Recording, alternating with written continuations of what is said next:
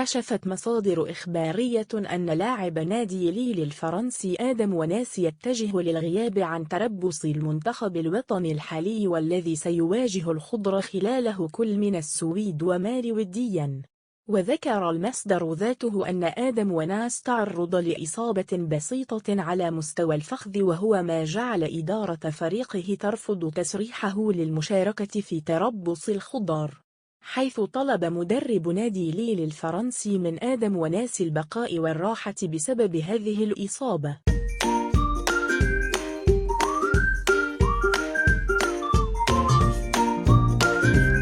السلام عليكم. لا تنسوا الاعجاب بالفيديو والاشتراك في القناة تشجيعا لنا لنستمر بنشر المزيد إن شاء الله.